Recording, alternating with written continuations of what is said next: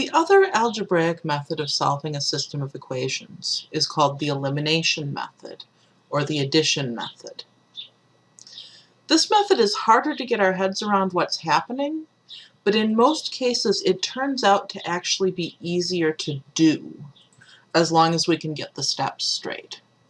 The algebra is more pleasant.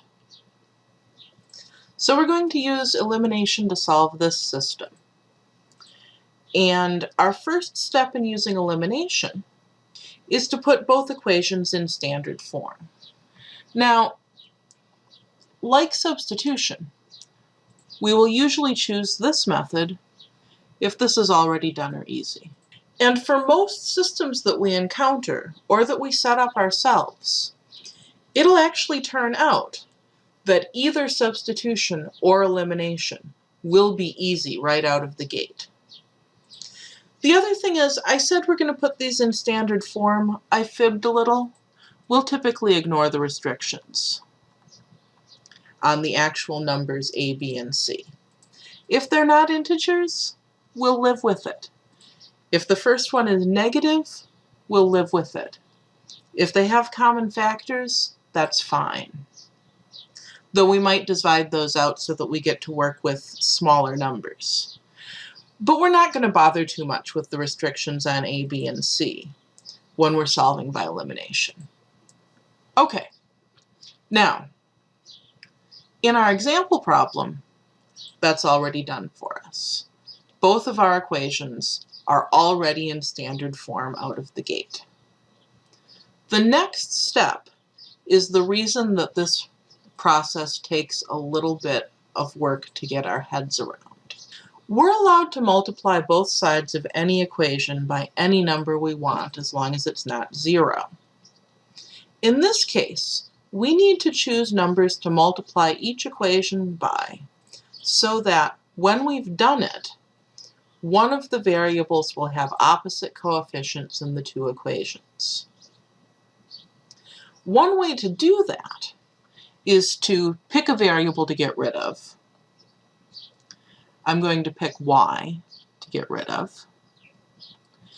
Look at its coefficients and swap them around with a change of sign. Here's what I mean. The coefficient of y in the second equation is 3. I'm going to choose to multiply both sides of the first equation by 3. That's going to give me 9x minus 15y equals 63. The coefficient of y in the first equation is a negative 5. I'm going to swap the sign on that. I kept the sign on the 3. I'm going to swap the sign on the negative 5, make it a positive 5, and I'm going to multiply both sides of my second equation by 5. So I get 20x plus 15y equals negative 5. Okay, why did I do that? My goal was to get what we see here, negative 15y and positive 15y. Those are the same number but with opposite signs. Those terms are opposites of each other. If I add them together, I'm going to get 0 no matter what y is. And that's going to be my next step. I'm going to add together all the terms on the left-hand sides and add together all the terms on the right-hand sides. This is just adding the same thing to both sides of an equation. It's just that the same thing in question now is expressed in different forms. The first equation tells me that these two expressions are equal to each other. So I can add this expression to the left side of the second equation, and this expression to the right side of the second equation.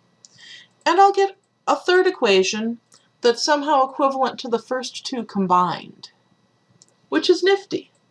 If I have my equations lined up like this, so my equals signs are lined up, my x terms are lined up, my y terms are lined up, and on the right-hand side of the equation I just have constants, I have all of my like terms that I'm adding up aligned with each other.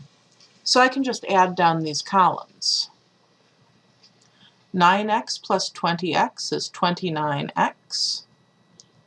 Negative 15y plus positive 15y is 0. 63 plus negative 5 is 58.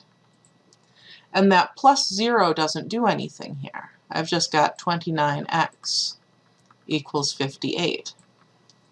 The numbers got slightly unpleasant here, but now I can divide both sides by 29, and I just get x equals 2. That's the first part of my solution. So I added together my left-hand sides and my right-hand sides, which resulted in an equation in one variable. I solved that equation, and now I have the value of one variable. Just like I did in the substitution method, I'm now going to take that and plug it into one of my original equations to get the value of the other variable. So I can choose whichever one I like. I'm going to choose the second equation. I'll have 4 times 2 plus 3y equals negative 1. 8 plus 3y equals negative 1. 3y equals negative 9. Divide both sides by 3, and I get y is negative 3. So there's my second value. Finally, now that I have the value of the other variable, I'm going to check by plugging into the equation that I didn't just use. Right? If I'm going to make a mistake somewhere in this process, it's not going to be there. And if it was there, chances are plugging into the first equation is still going to find it for me. I would have to get very unlucky to make a mistake in this step and still get something that is a solution to the other equation. So to check, I'm going to see, does 3 times 2 minus 5 times negative 3 equal 21? Well, this will be 6 plus 15. That really does equal 21. My solution is x equals 2, y equals negative 3. And I know for sure that that's correct because I checked it.